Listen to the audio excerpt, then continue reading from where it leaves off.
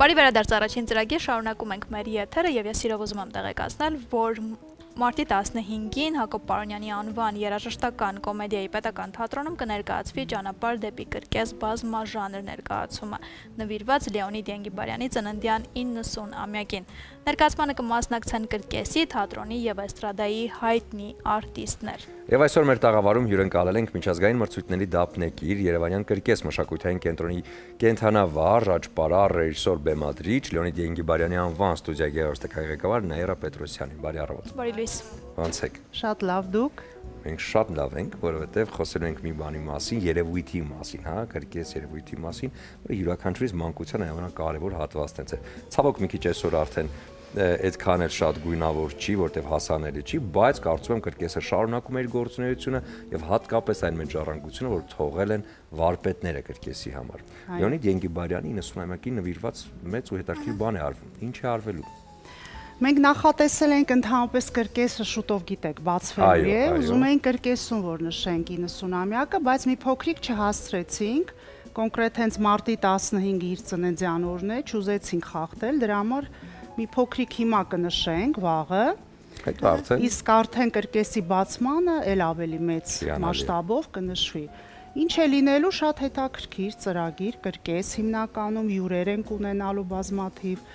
ուզում եմ շեշտել, որ 1972 թվականից գործում է Լեոնիդ Ենգիբարյանի դպրոց ստուդիա, որի հիմնադիրն է Սոս Պետրոսյանը։ Այո։ Դե պատկերացրեք ինչքան շատ դերասաններ են ավարտել եւ շրջում ամբողջ աշխարհով մեկ,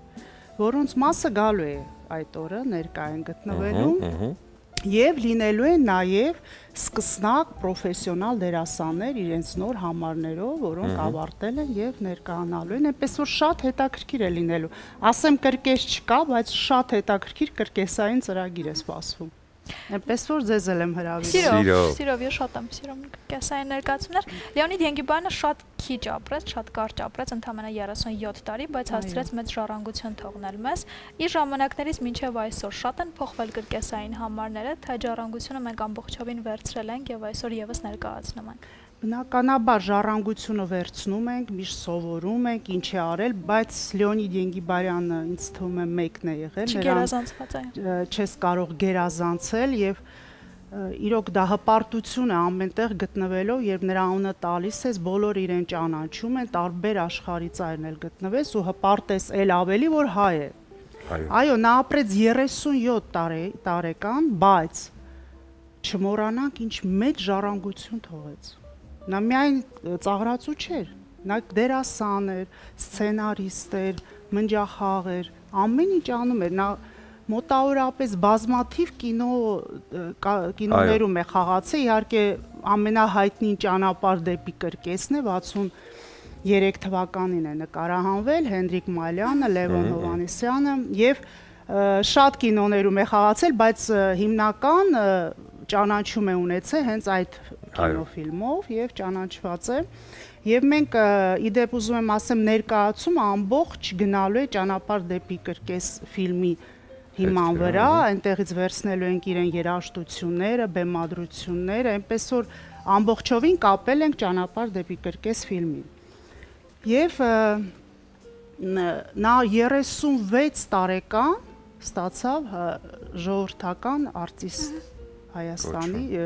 այսինքն ԽՍՀՄ ժողովրդական արտիստ, շատ ջահել, ամեն ինչ հասցրեց անել, ցավոք ջահել մահացավ, բայց ամեն ինչ հասցրեց, այնպես որ մենք չենք կարող նրան որևէ միտեղ ասել, որ նա թերացել է եւ չի հասցրել, շատ մեծ ժառանգություն ունենք։ Կրկեսը յուրաքանչյուրիս մանկության համար շատ կարևոր դեր է խաղացել։ Ես հիշում եմ, թե ինչ մեծ տոն էր մեր տանը, եթե այդ օրը մեզ պիտի հայրիկը, մայրիկը տանեին կրկեսային ներկայացման։ Շատ կարևոր է, շատ հատուկ առավոտից պատրաստվում են, երեկոյան արդեն գնում ներկայացման եւ հետո նկարներ կար եւ այլն։ Այսօր կրկեսը մի քիչ փոխվել է, որտեղ ավելի շատ վիզուալ էֆեկտների վրա է։ Եթե այն ժամանակ արտիստներն էին առաջին պլանում, գիմնաստները, հա, նրանք աճպարարները, հիմա մի քիչ նաեւ փոխվել է վիզուալ եւ գրաֆիկական էֆեկտներով հագեցած։ մենք այս հնարավորությունը ունենալու ենք մեր կրկեսում, այսինքն մեր հանդիսատեսը այս ամենը վայելելու է Հայաստանում, թե մենք էլի պիտի գնանք դրսում տեսնենք այս Չէ, ամենը։ բնականաբար, ինչու մի քիչ ձգվեց կրկեսի բացումը, դա կախված էր հենց այդ ձեր ասած ճոխությունների հետ, օրինակ մեր նոր կրկեսում լինելու է 2B։ Այսինքն հանդիսատեսը եկել է նայի ծրագիր, եւ մեկ ծրագրի ընթացքում դուք կարող եք ջրային ատրակցիոն տեսնել դելֆինների հետ, հետո որից հետո մի անգամից առյուծների հետ, ցավոք սրտի առյուծ ասեցի եւ մոռացա, որ կենթանավարժությունը ցավոք արգելվել է, կներեք։ Իհարկե առյուծներ չենք տեսնի, ուրիշ համարներ կտեսնենք։ Բայց մի քանի համարներ մի անգամից հնարավորություն են տալու մի քան բեմը փոփոխվելու է, մի ներկայացման ժամանակ մի քանի բան ենք տեսնելու՝ սառույց, ջուր, նորմալ արենա, այնպես որ ճոխությունների մասին չեմ ուզում խոսել, լինելու է ստանդարտներով ամենավերջին ստանդարտներով լավագույն կրկեսը։ Չէ՞ որ 15 հանրապետությունում կրկեսային շենքեր կան։ Եվրոպան արտասահմանը շենք չունի կրկեսային։ Նախկին մեր 15 հանրապետությունները սովետական, մենք այսօրվա դրությամբ բոլորին գերազանցում ենք տասնապատիկ առաջ են գնում, այսինքն լինելու է ամենալավագույն կրկեսը։ Դրա վրա աշխատել են տարբեր մասնագետներ եւ նախկինում 1600 տեղեր, հիմա 2500 տեղ, նախկինում 18 մետր էր բարձրությունը, հիմա 25 մետր, արդեն շեշտեցի բեմի փոփոխությունները եւ այլ ճոխությունները եւ այնպես որ համբերությամբ լսվեք, ուշ եղավ, մի փոքրիկ բոլորս իհարկե տուժեցինք, բայց ուշ եղավ։ Կոնկրետ ամիս չեմ ուզում շեշտել, չեմ սիրում, պարոն Պետրոսյանը իմ հայրը սիրում է շեշտել, ես չեմ ասի, բայց շուտով քիչ մնաց։ Այս տարի գոնե հույս ունենք, որ այս տարի հաստատ կբացվի։ Տոնը կրկեսային կվայելեն։ Շատ լավ, իսկ տարին, երբ որ արդեն սկսվի, հա, կրկեսի շենքում հենց կրկեսային արդեն նախապատրաստված է ներկայացումները, կրկեսային ծրագրերը, արդեն ծրագիրը համապատասխան հենց այդ բեմին եւ բացման հետ կապված ծրագիրը արդեն 2 տարի է գնում է փորձերը։ Լինելու են բազմաթիվ հետաքրքիր անակնկալներ, չեմ ուզում բացահայտեմ, իրոք շատ մեծ մասշտաբով բացում ենք ունենալու, այնպես որ շատ շուտով միգուցե եւ այդ թեմայով մի օր յուր գամ եւ ավելի բովանդակարից խոսենք հենց այդ թեմայի մասին։ Մենք շքեղ բացմանը իհարկե կսպասենք անպայման, բայց հետաքրքիր է կլինեն հրավիրված մարդիկ դրսից կամ մերոնք շատ կգնան կրկեսի շենքի բացման հետ պայմանավորված, այսինքն կտա դա հնարավորություններ, որպեսզի այնտեղ ծնվեն համարներ, որոնք ավելի շատ կարող են դրսի հանդիսատեսին ներկայացնել։ Դե բացմանը նախատեսում է ամբողջովին դրսի համարներ, որից հետո նոր ուզում ենք երկրորդ արդեն ծրագիրը նախատեսված է մեր հայ կրկեսի լավագույն դերասանները, որոնք սփռված են ամբողջ աշխարհով եւ ամեն օր զանգահարում են պարոն Պետրոսյան, Նաիրա, երբ է բացումը, այսինքն մենք շատ հսկայական լավ համարներ ունենք հենց հայ դերասանական կազմի մասին է, բայց նախատեսված է բացումը արտասահմանյան եւ Ռուսաստանի եւ արտասահմանյան ծրագրեր պետք է լինի, բայց երկրորդը արդեն մենք ուզում ենք այդպես հայկական ստիլի հրավիրենք բոլոր հայերին, միացնենք եւ մի հետաքրքիր բան ստանանք։ Վերադառնանք վաղվա միջոցառմանը եւ ուզում եմ հասկանամ ովքեր են լինելու հանդիսատեսը։ Երեխաները, մեծերը։ Հանդիսատեսը դե ինչպես գիտեք երեխաներն են եւ ունենք հրավիրված հյուրեր։ Լինելու է շատ հետաքրքիր, հագեցած ծրագիր է լինելու, մոտավորապես 2 ժամ, մենք միայն նայելու ենք Լեոնիդ Ենգիբարյանի, հենց իհարկե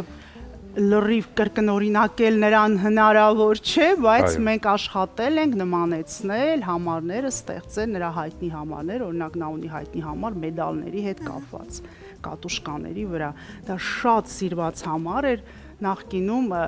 բոլորս գիտենք Բրեժնևը, երբ ինչ-որ մի հանդիսություն է լինում, նա անպայման հրավիրում էր Լեոնիդ Ենգիբարյանին, որպեսզի նա անպայման անի մեդալներով համարը։ Լինելու են հետաքրքիր մնջախաղից երգչուհիներ, որոնք հենց կատարել են Օրբելյանի հայտնի երգերը, ճանապարհ եւ հավատում ես երգերը լինելու, պարային խմբեր, որոնք ինչ-որ ձևով պետք է հագեցնենք, նմանեցնենք, մի հետաքրքիր ինչ-որ ոճի մեջ լավ ստանալու ենք։ Իհարկե շատերը ասում են, բա որ կրկեսում չի, ո՞նց է լինելու։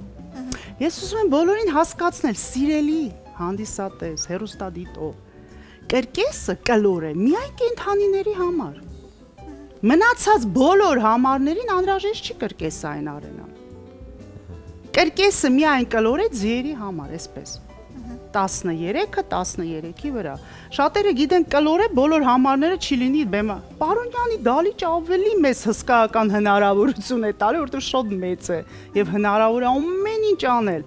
Իսկ կոնկրետ ես միշտ օգտվելով առիթից նորից եմ ուզում ասել, որ կլորությունը դա միայն նախատեսված է ձիերի համար։ Մնացած բոլոր համարները կարող են նաև լինել թատրոնում, իհարկե ոչ վայրի կենդանիների մասին է։ Խոսքը չնայած դու գիտեք էստրադայում ինչքան արջեր են աշխատում եւ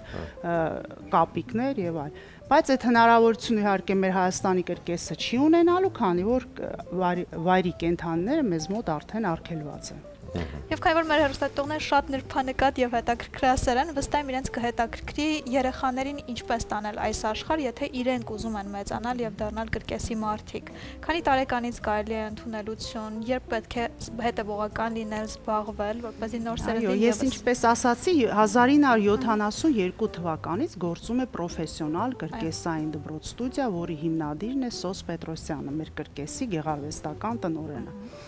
Եվ միջև առ այսօր ստուդիան գործում է։ Երեխաները սովորում են անվճար, պրոֆեսիոնալ։ Մեր հիմքը, կրկեսի հիմքը, դա գիմնաստիկան է, այսինքն եթե երեխան գալիս է 4 տարեկանից մեզ մոտ, սկիզբը ինչպես սպորտում, գիմնաստիկա, ակրոբատիկա, որից հետո արդեն մենք տեսում ենք երեխայի մոտ ինչն է զարգացած, արդեն դրա վրա հիմնում են կրկեսային մի գեղեցիկ համար։ Այդ է։ Այնպես որ եթե սիրում են կրկես, ուզում են դառնան կրկեսի դերասան, խնդրեմ, մեզ գտնելը շատ հեշտ է, մենք ամենտեղ կարող են մեզ շատ շուտ գտնել եւ գալ անվճար սովորել պրոֆեսիոնալ մարզիչներ եւ դասատուներ, դասախոսներ, հենց ինքը անձամբ Սոս Պետրոսյանի ղեկավարությամբ նա անպայման ամեն ինչը ստուգում է, առանց նրա տեսնելու ոչ մի բան չի կատարում, որովհետեւ մեր հիմնական բոլոր համարները, ինչ որ մի համար ստեղծելու համար մոտավորապես 7-8 տարի է հարկավոր, շատ բարդ է, բոլորին թվում է, թե ամեն ծրագիր գալ նայելուց պետք է ինչ-որ մի նոր բան տեսնեն, բայց հիմքը, մենք երբ որ ունենք հիմքը համարի, դա ստեղծում է 7-8 տարում, մենք փորձում ենք համարը իհարկե փոփոխել, բայց տրյուկները նույնն է մնում, որովհետև չես կարող դա մի օրում փոխել կամ մեկ ամսում փոխել։ Իսկ վնասվածքների մասին եւս այդպես կարճ հարց, որովհետեւ դա վախեցնող է ինչ-որ միտեղ, որովհետեւ այս ամբողջ ընթացքը ոչ բարեբախտաբար, բայց նաեւ կարող են վնասվածքներով, չէ՞։ Դա ամեն ինչ լինում է, վնասվածքներ է լինում եւ բուժվում ենք, բայց այդպեսի մի մեծ ինչ որ տենց չեմ կարող հիշել ինչ որ տենց մեծ մի լուրջ բան չեմ իմ պրակտիկայում չի եղել եւ շարունակում են նույն կերպ աշխատել թու իմ պրակտիկայում չի եղել միգուցե նախկինում ա եղել ես չեմ հիշում դե կարևորը որ գեղեցիկ ու հրաշալի բաներ ներկայացումներ ծնվեն ու ներկայացվեն ուզում ենք ձեզ նվիրել Իջևանի Պուր կարբո կարմիր չոր գինին որպեսզի յուրաքանչյուր հաղթանակ արդեն նշվի հենց կարմիր գինով եւ տա այդ հնարավորությունը գրանցելու հաղթանակները մենք կոլեկտիվով կբացենք եւ Լեոնիդ Գենգիբարյան 90-ամյակը կնշանակենք եւ ուզում եմ նվիրել Տրամոնտինա բրազիլական ընկերության կողմից ներկայացվող խոհանոցային պարագաներ որոնք կթեթևացնեն ձեր հոգս խոհանոցում որոշ չափով շատ շնորհակալ եմ եւ նաեւ արեւ բացիկներ որոնք նախատեսված են սիրելի ու հարազատ մարդկանց նվիրելու եւ քանի որ շարունակում է մեկ ամսյակը ուզում եմ ձեզ նվիրել Շիրազի տողերը մորը սրտի հետ աշխարհն եմ չափել էլի մեծերնա մեծերու անգին սա ձեզ այս տոների կապակցությամբ եւ մաղթել ձեզ միայն ու միայն հաջողություններ եւ սորա քանի որ վաղը արդեն նշվելու է հենց հրաշալի այո արտիստի ես ուզում եմ մեր հյուրին հրաժեշտ տալ հենց այս տողերով որը ներկայացում է իմ համար ամենաշատ ու հետաքրքիր գրքի մեջ, հա, որը տողերն են Գենգիբարյանի։ Իզուր հենց այնպես մարդուն նեղացնել պետք չի, որովհետև դա շատ վտանգավոր է, հանկարծ ու նա Մոցարտն է եւ իհարկե ավարտվում է հետեւյալ տողերով. մի նեղացեք մարդուն, պետք չի, իրար լավ նայեք մարդիկ։ Սա շատ կարեւոր է, եթե այս տողերի գիտակցումը յուրաքանչյուրս կարողանանք ընկալել յուրաքանչյուր օր։ Շնորհակալություն ձեզ։ Շնորհակալություն։ Հիմա կլինի կարծատև դադար մեր եթերում, որից հետո կվերադառնանք ու կամփոփենք այսօրվա առավոտը։